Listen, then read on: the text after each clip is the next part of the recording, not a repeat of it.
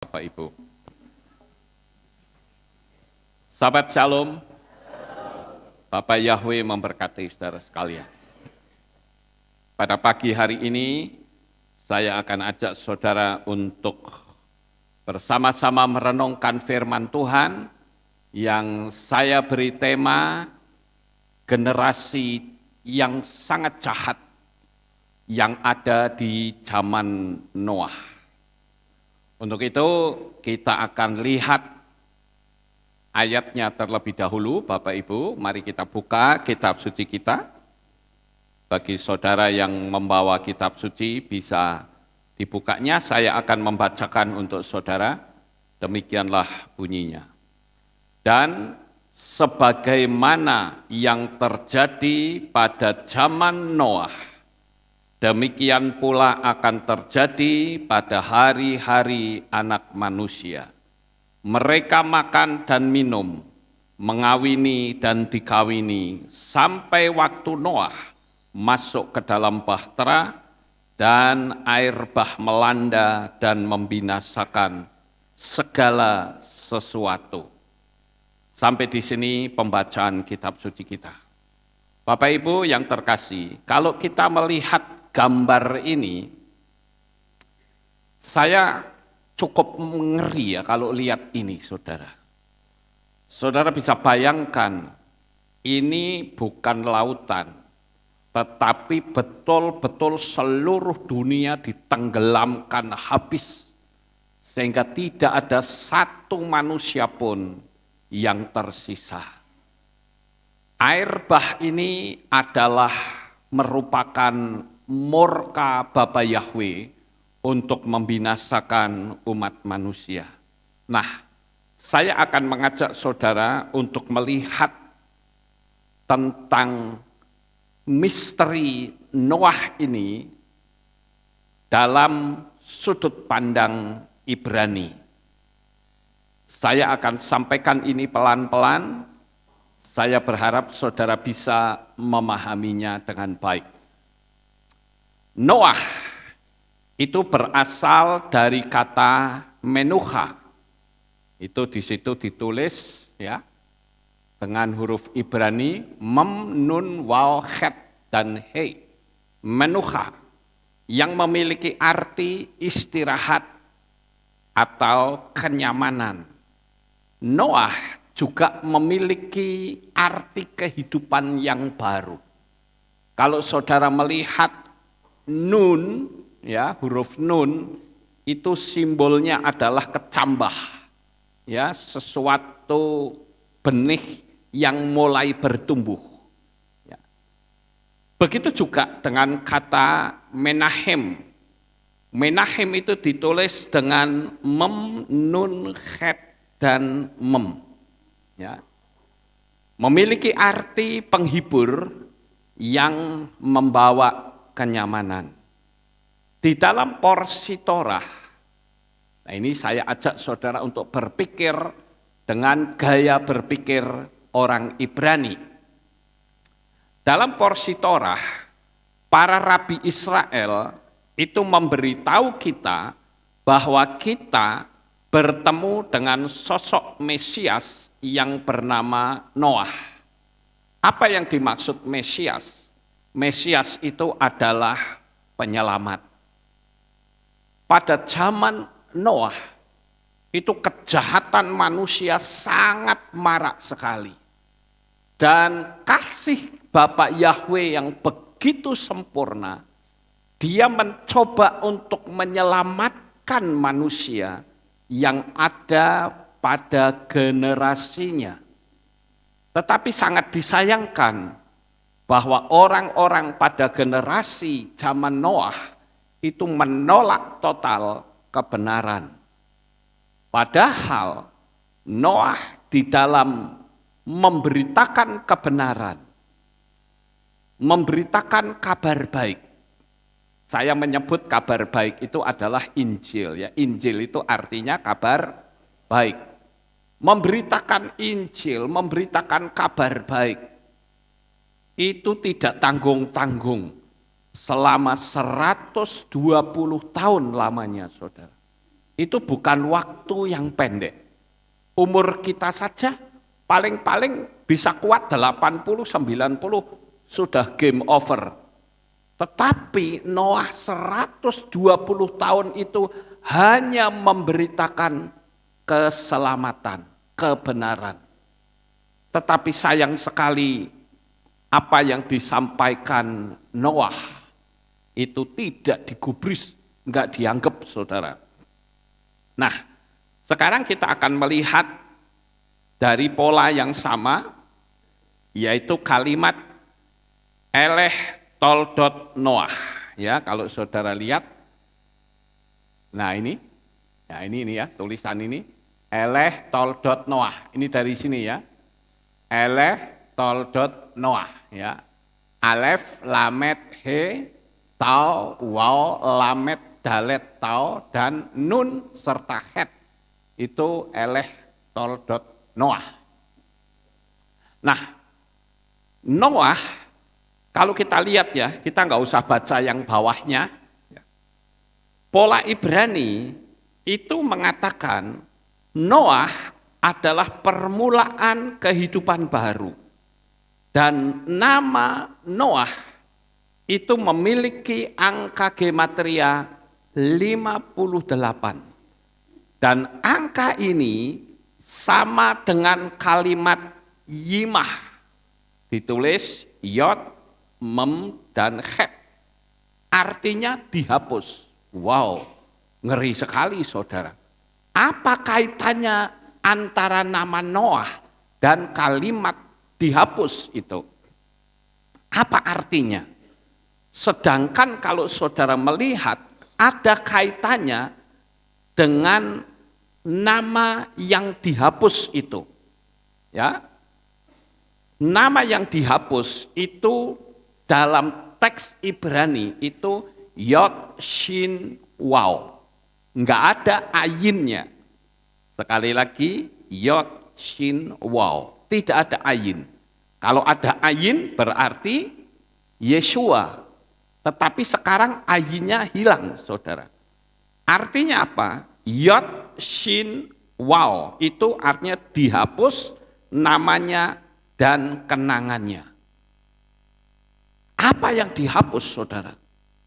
Yang dihapus adalah generasi yang jahat pada zaman Noah. Ini ada kaitannya.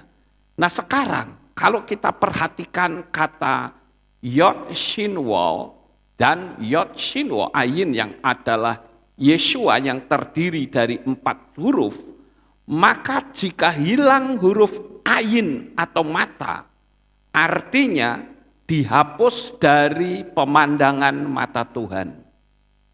Tuhan tidak mau melihat generasi yang sedemikian jahat. Generasi yang sangat menjijikkan di mata Tuhan. Nanti bagian belakang kita akan tahu kejahatan apakah yang sampai membuat Tuhan begitu jijik. Nah, Bapak Ibu yang terkasih, kita lihat kembali ke pola yang berikutnya. Bukan suatu kebetulan jika Yeshua berkata hari-harinya seperti pada zaman Noah. Tadi kita sudah membaca ya, dikatakan dan sebagaimana yang terjadi pada zaman Noah, demikian pula akan terjadi pada hari-hari anak manusia. Artinya kedatangan Yeshua HaMasyiah yang kedua kali itu sudah benar-benar berada di ambang pintu. Kita hidup itu sudah tidak lama, saudara. Buktikan kata-kata saya. Ya, generasi ini rupa-rupanya adalah generasi yang tidak mampu menerima Mesias. Adalah generasi yang akan dihapus dan dilupakan. Mereka akan menjadi apa? Pengolok dan pemfitnah. Dengan lidah jahatnya akan menyebarkan energi kebinasaan. Ada generasi yang menjadi keturunan Noah yang adalah generasi Mesias. Di dalam literatur rabbinikal dan dalam perjanjian baru ada beberapa kesalahan dalam pengejaan bahasa Ibrani. Ini saya dapatkan dari para rabi Ibrani yang membaca.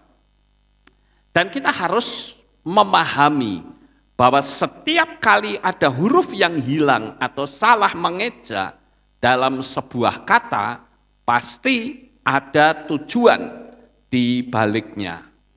Nah, saudara lihat,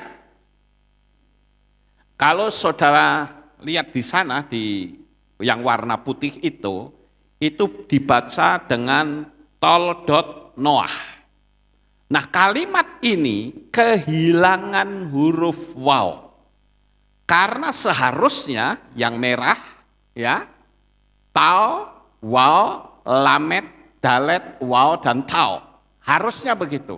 Tetapi kalau saudara melihat yang di sebelah sana tanpa waw, di belakang huruf dalet, ya, kalimat ini kehilangan huruf waw karena seharusnya seperti itu.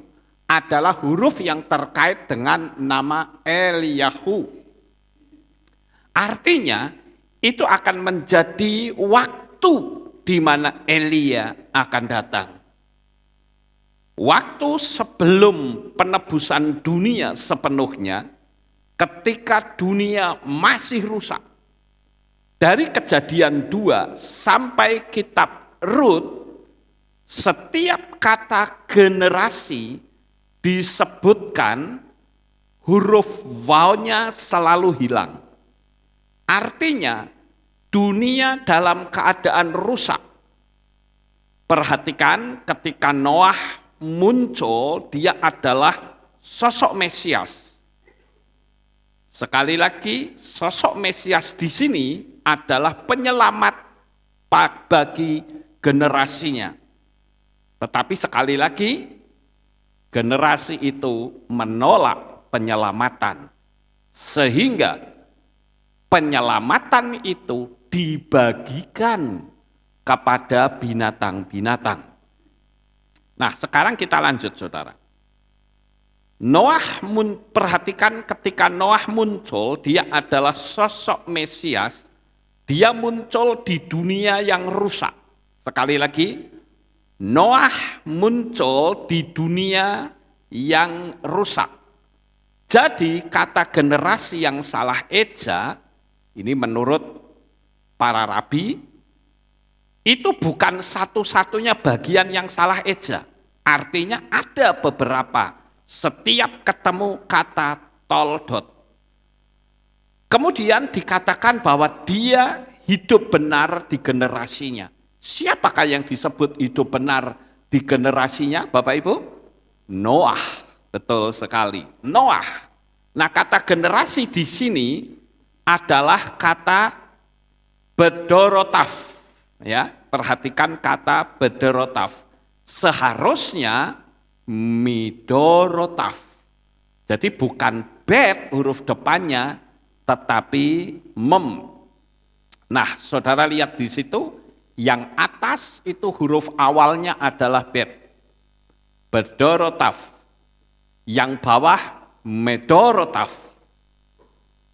Bedorotaf yang atas artinya dalam generasinya. Sedangkan midorotaf itu artinya dari generasinya.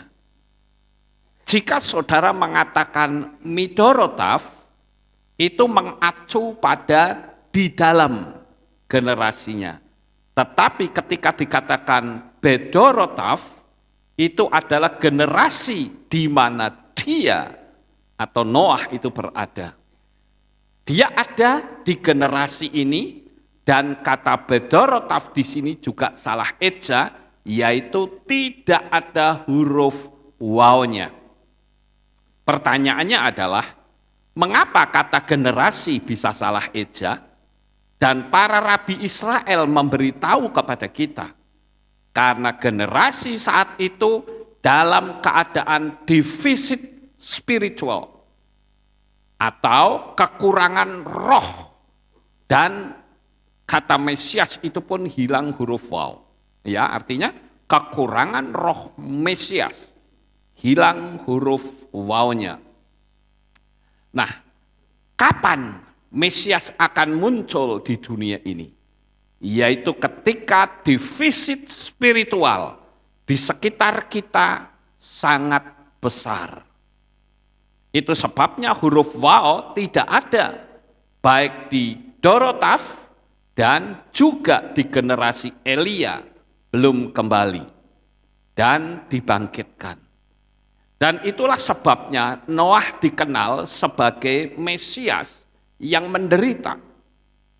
Juga dikenal Mesias putra Yusuf, yaitu Yeshua HaMasyiah. Dia muncul di generasi yang jahat dan generasi yang menolaknya seperti zaman Yeshua.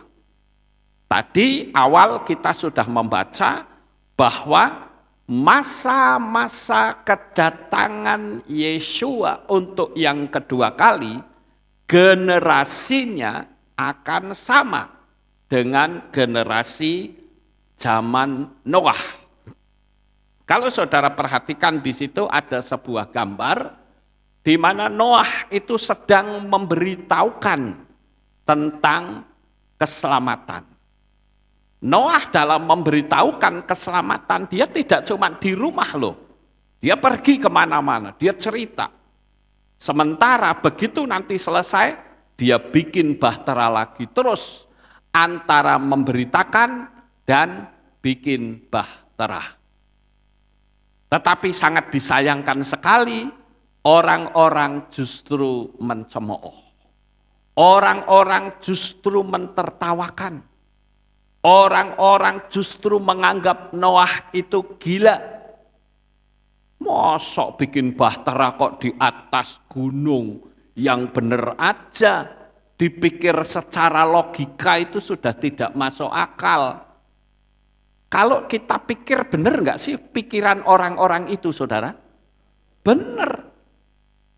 Coba saja saya bikin bahtera di Gunung Tidar sana. Saudara pasti akan mentertawakan saya. Saudara pasti akan berkata ini pendeta sudah gila ini satu ini. Ya. Tetapi faktanya saudara, Noah tidak peduli. Dia terus beritakan, ayo masuk ke dalam bahtera yang sedang aku buat. Sebentar lagi dunia ini akan ditenggelamkan oleh Tuhan. Mereka makin tertawa terbahak-bahak. Mereka makin menjadi-jadi, mengolok-olok, mencaci maki. Dasar tua bangka sudah tidak punya otak, bikin bahtera kok di atas gunung. Mana bisa? Seperti itulah kira-kira ejekan-ejekannya saudara-saudara. Nah, perhatikan sesuatu tentang namanya. Kita kembali ke bagian pemahaman. Setiap nama yang diulang, kita tahu bahwa ada nama mesianik. Ini adalah aturan hermeneutik dalam pola Ibrani. Ya, sekali lagi, apa yang saya katakan kalau nama itu double dimunculkan, itu berarti ada sesuatu yang luar biasa. Nah, ini rupa-rupanya nama Noah itu dimunculkan 2 kali. Ya, di dalam pola Ibrani. Inilah keturunan Noah. Kemudian nama Noah disebut lagi karena dia membuat dampak pada dunia bawah atau bumi dan dampak pada dunia alam roh atau dunia syamaim, dunia alam supranatural. Nah, Bapak Ibu Saudara yang terkasih, kita melihat di sini bagaimana kegigihan Noah di dalam memberitakan keselamatan. Ternyata Noah tidak peduli dengan orang-orang yang mencemooh. Dia hanya mau tunduk kepada kebenaran firman Tuhan. Nah, Bapak Ibu yang terkasih, siapakah Mesias? Mesias adalah seseorang yang mempengaruhi langit atau alam surga atau alam roh dan bumi. Nama Abraham juga disebut 2 kali. Saya tidak kutipkan ayatnya ya. Tadi kalau saudara lihat di dalam kitab Kejadian akan ketemu bahwa nama Noah itu disebut 2 kali. Ya. Yang saya tadi katakan, Eleh toldot Noah. Noah is sadik tamim hayah dan seterusnya. Noah 2 kali disebut ya. Nah sekarang kita baca lagi. Siapakah Mesias? Yaitu seseorang yang mempengaruhi langit dan bumi. Nama Abraham disebutkan 2 kali. Dia adalah sosok mesianik. Mesianik itu artinya Mesias, saudara-saudara. Kelompok Mesias atau orang-orang benar yang disebut dengan sadik. Ya. Sadik ya, itu yang sebelah sana ya. Sade, Dalef, Yod, dan Kaf. Ya, sadik. Dia adalah tamim. Ya. Tamim ya, tau, mem, yod, dan mem. Kesempurnaan mempengaruhi bumi. Saudara perhatikan di sini, gambar ini, saudara lihat, pencemooh itu masih terus tertawa-tertawa. Dan saya katakan, saat ini dalam dunia spiritual, alam roh, khususnya dalam iman kita, banyak orang yang mencemooh dan berkata, mana buktinya Tuhan mau datang? Mimpi kali. Dunia ini semakin modern.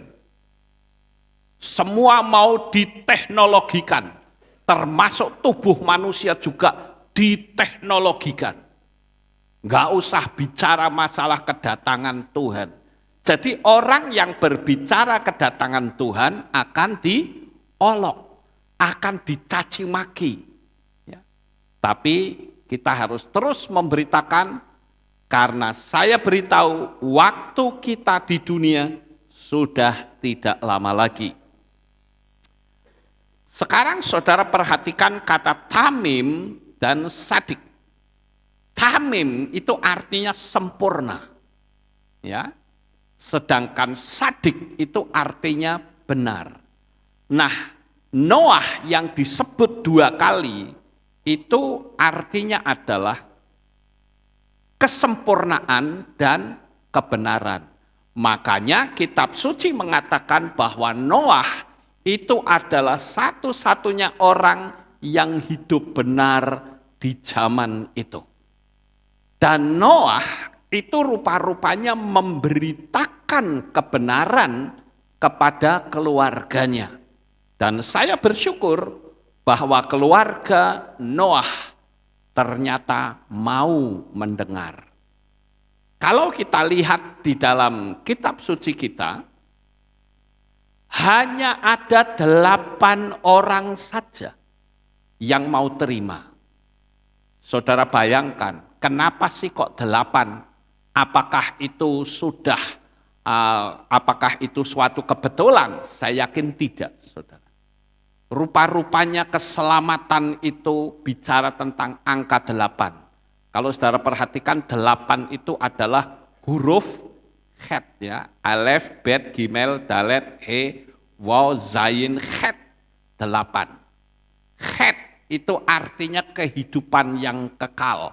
Khayai itu artinya hidup yang kekal, enggak ada matinya, kira-kira begitu saudara. Nah jika saudara menggabungkan 2 nama Noah 2 kali, maka jumlahnya 116 yang setara dengan Mesias. Nah di situ tertulis kata Yinon, ya, Yod, Nun, Waw, Nun. Ya. Jadi kata Yinon itu artinya nama yang tidak terhapuskan. nama yang tidak dihapus. Di dalam kitab Tehillim atau Mazmur 72 ayat 17, dia memberitahukan kita bahwa namanya disebut Yinon, artinya nama yang abadi. Selagi matahari masih ada, kiranya namanya bertahan selamanya, atau Yinon. Jadi Yinon artinya adalah nama yang kekal, nama yang bertahan selama-lamanya. Noah memperanakkan 3 anak laki-laki, yaitu siapa? Sem, Ham, dan Yafet. Nah, di situ sudah saya tuliskan, ini yang paling bawah ya. Wayolet Noah Sloshah Banim et Shem et Ham wa et Yafet. Nah, saudara perhatikan 3 nama ini. Jika saudara mengambil huruf pertama dari masing-masing nama tersebut, yaitu Shin, Het, dan Yod, maka akan memiliki jumlah 318. Itu setara dengan kata Syiah, dari kata Mesiah, yang ditolak, dihina, difitnah, dicaci maki. Inilah Mesias yang menderita.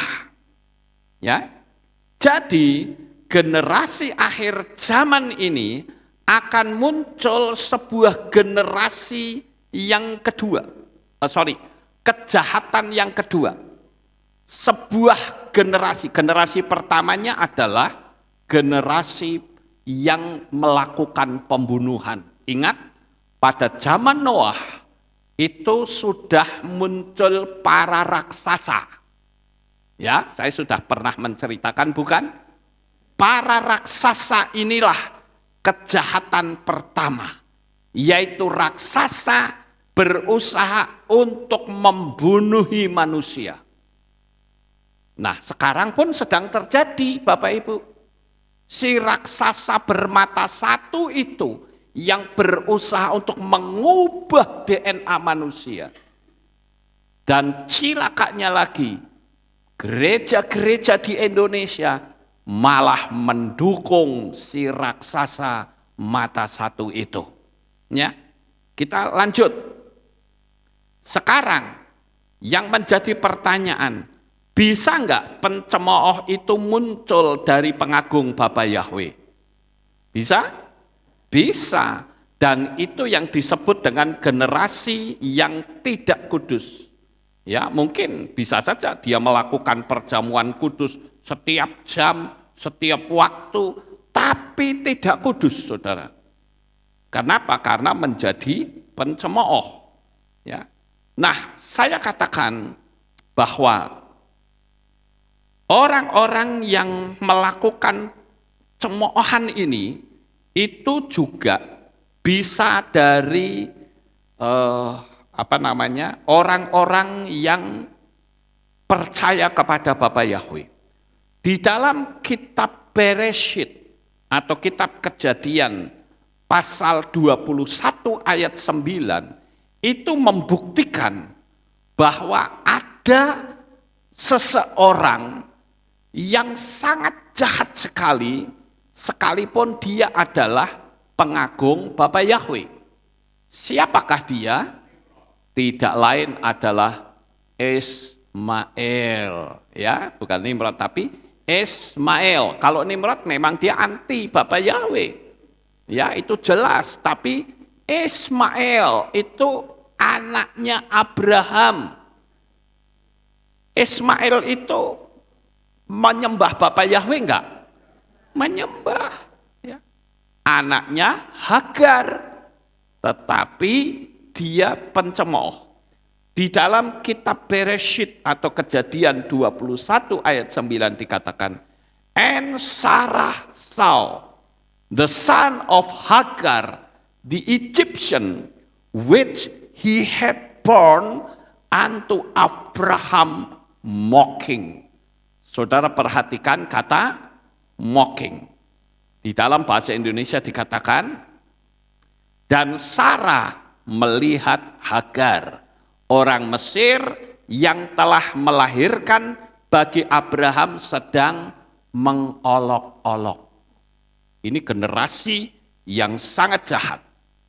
Jika kita mempercayai tanpa bukti, maka kita akan masuk jerat setan yang akan menjadi generasi pencemooh.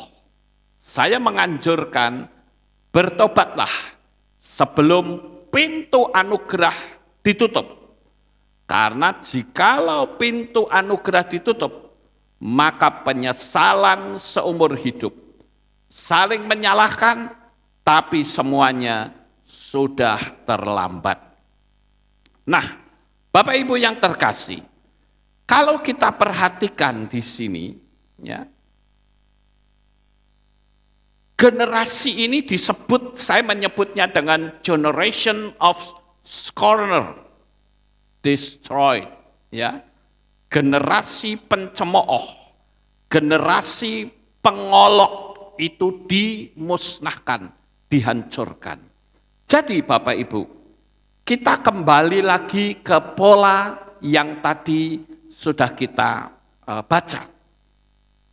Saya mengambil sebuah kesimpulan. Kesimpulan yang pertama adalah adanya kejahatan pertama yang masif merajalela pada zaman Noah, yaitu apa?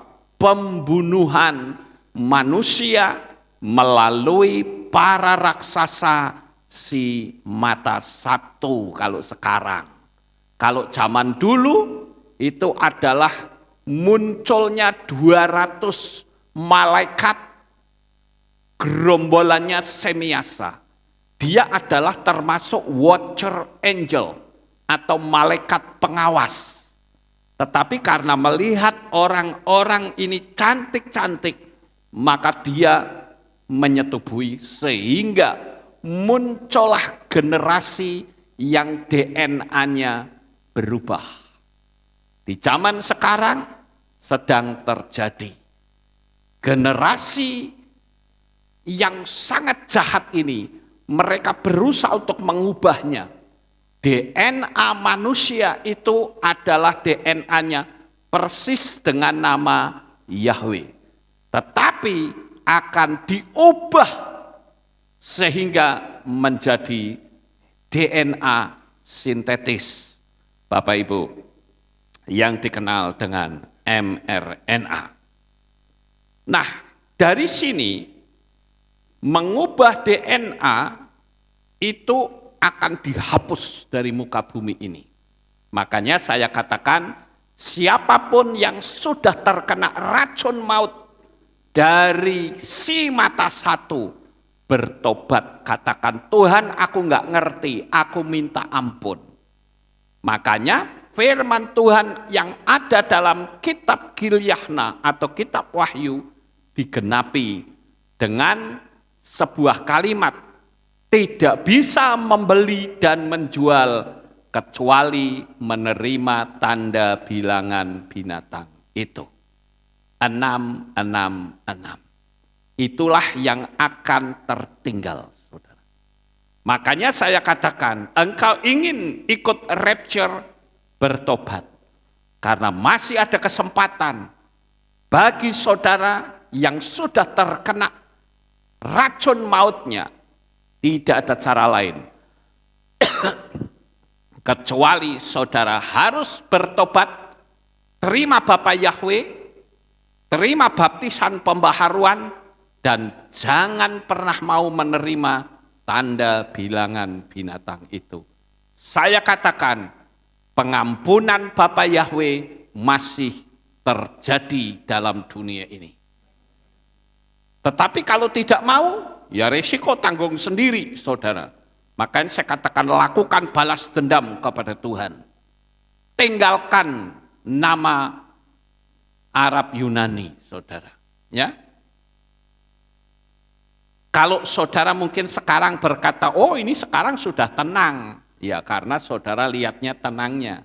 Tapi ingat, mereka sedang menyusun strategi untuk yang kedua kali yang jauh lebih mematikan. sudah mulai dihembus-hembuskan yang katanya virus zombie. Saya katakan mereka juga yang bikin, saudara.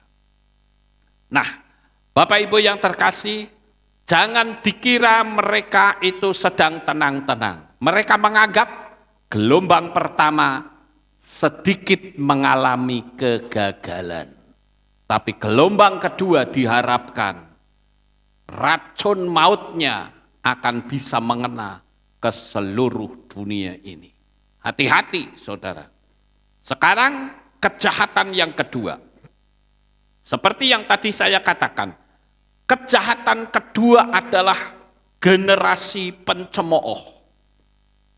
Generasi ini juga memiliki daya penghancur yang tidak kalah hebatnya dengan dosa pembunuhan. Bayangkan, masa orang-orang sejamannya Noah 120 tahun diberitakan kebenaran, kok nggak ada satupun yang mau terima. Kenapa? Karena mereka main logika. Di mana ada bikin bahtera kok di atas gunung. Logikanya masuk, saudara. Akhirnya mereka menjadi pencemooh. Dan pencemooh itu kalau sudah meluas, maka akan menjadi seperti kanker yang memiliki stadium akhir yang akan membinasakan semua manusia. Sehingga mereka menolak kebenaran. Saya berulang kali memberitahukan agar kita berhati-hati dengan dosa yang memiliki daya penghancur yang sangat luar biasa, yaitu dosa gosip, saudara. Orang mau datang pada Tuhan bisa terganjal dengan gosip-gosip murahan. Orang tidak sadar bahwa manusia itu tidak ada satupun yang benar. Ya, kenapa? Karena firman Tuhan katakan bahwa kesalehan manusia itu seperti kain kotor adanya.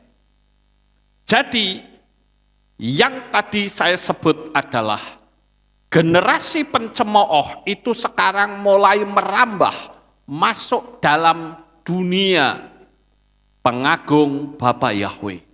Di mana-mana, saudara-saudara. Ada yang mencemooh tentang kedatangan Tuhan. Sekarang kan pengagung Bapa Yahweh banyak memberitakan kedatangan Tuhan. Itu pun diolok, dicaci maki, dihujat, disesat-sesatkan. Ya, begitu juga dengan hal-hal yang lain. Ya, dan saya katakan bertobat, mumpung belum terlambat. Dan dosa yang ketiga, yang juga tidak kalah menghancurkannya, yaitu dosa ketidakpedulian dengan hal-hal yang bersifat rohani. Di dalam kitab Lukas 17 ayat 27 yang kita tadi baca dikatakan, mereka makan, minum dan mengawini dan dikawini sampai waktu Nuh masuk ke dalam bahtera dan air bah melanda dan membinasakan segala sesuatu. Bayangin Bapak Ibu, mereka dalam kondisi yang genting. Noah sudah berulang kali mengingatkan akan datangnya bahaya, akan datangnya air bah dan bencana. Toh mereka tidak peduli. Sebetulnya kata makan, minum, mengawini, dan dikawini, itu kan kegiatan sehari-hari. Dan kegiatan sehari-hari ini adalah gambaran dari orang yang pikirannya tidak tertuju kepada hal-hal yang bersifat rohani. 3 dosa ini terjadi kembali, dan si Satan berusaha untuk membawa korban semakin banyak karena dia tahu bahwa waktunya sudah tidak lama lagi. Pembunuhan para raksasa pencemoohan, dan ketidakpedulian. Apakah mereka bisa mempergunakan mungkin keuangan mereka atau apa saja ketika Yesua datang tidak bisa lagi mereka gunakan.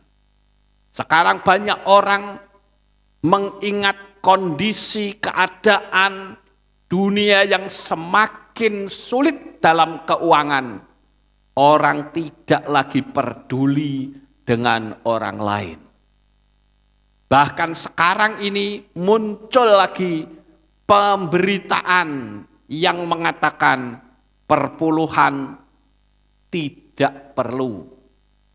Bahkan menuduh pendeta yang menerima perpuluhan itu perampok. Ini kan kebalik, saudara. Di dalam kitab Maleakhi justru yang tidak mengembalikan itu yang perampok, bisa dibalik sedemikian rupa.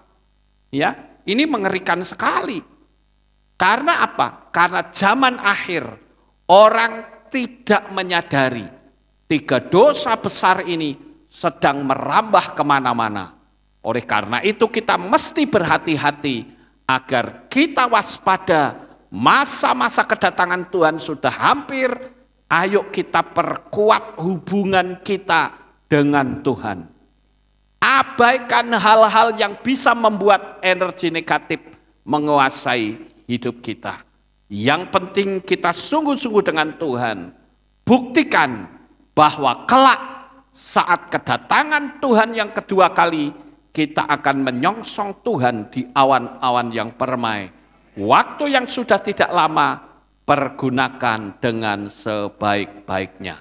Sukses besar untuk saudara. Bapak Yahweh memberkati. Haleluya. Kita tunduk kepala, kita berdoa. Kami mengucapkan terima kasih dan syukur kepadamu ya Bapa. Pada pagi hari ini, kami bersama-sama telah mendengarkan renungan firman-Mu. Biarlah Bapak Yahweh senantiasa memberikan pertolongan, pembelaan kepada kami, untuk kami menjadi pelaku-pelaku firman, agar kami berhati-hati mengingat kedatangan Tuhan yang kedua kali sudah semakin dekat. Kami ingin sekali waktu kami rapture bersama-sama, dan kami akan tinggalkan dunia yang sangat jahat ini. Kami akan bersama-sama dengan Engkau di awan-awan yang permai. Kami tidak ingin semuanya terlambat dan kami tertinggal, kami akan menyesal selamanya. Terima kasih Bapak Yahweh. Terpujilah Engkau di dalam nama Adonai Yeshua HaMashiach, Juru Selamat kami yang ajaib. Kami sudah berdoa dan mengucap syukur. Semua yang percaya berkata, amin. Kita akan dengar, tidak ada pengumuman, kita akan akhiri kebagian kita. Mari kita bangkit berdiri, kita tutup dalam doa. Terima kasih Bapak Yahweh. Selesai sudah ibadah kami dari awal pertengahan sampai pada akhirnya. Sebentar lagi anak-anak-Mu akan kembali pulang ke rumah mereka masing-masing. Jaga lindungi, peliharakan mereka sampai di rumah dengan selamat. Pertemukan kembali pada jam-jam ibadah mendatang di dalam ikatan tali kasih-Mu. Terima kasih Bapa, inilah doa syukur yang kami naikkan kepadamu. Di dalam nama Adonai Yeshua HaMashiach, kami sudah berdoa. Mari kita angkat tangan kita, dan kita akan terima berkat Kohanim. Haleluya. Eye fare ka Yahweh wa yismereka.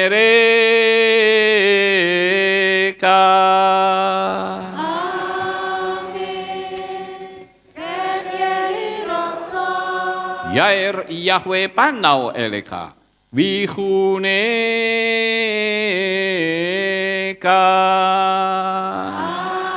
Amin. Ken yehi rotso. Yesa Yahweh panau eleka. Wayashem lecha shalom. Amin. Ken yehi rotso. Baruk atabair ufaruk atabasareh. Engkau akan diberkati di kota dan kau akan diberkati di ladang. Amin. Baruk peripitne kau friat matka ufrifahem teka syikar ala peka wa esteroconeka. Diberkatilah buah kandunganmu, diberkati hasil bumimu, diberkati hasil ternakmu, anak-anak lembumu dan anak-anak dombamu. Amin. Baruk tanah kau misyartika, diberkatilah bakulmu dan tempat adonanmu. Amin. Baruk ata baboy kau faruk ata berseteka, dan kau akan diberkati pada waktu kau masuk, dan engkau akan diberkati pada waktu engkau keluar. Amin. Baruk ata Yahweh Elohenu melek haolam, besem Yeshua Hamasya wa ruah hakodes kile olam faed.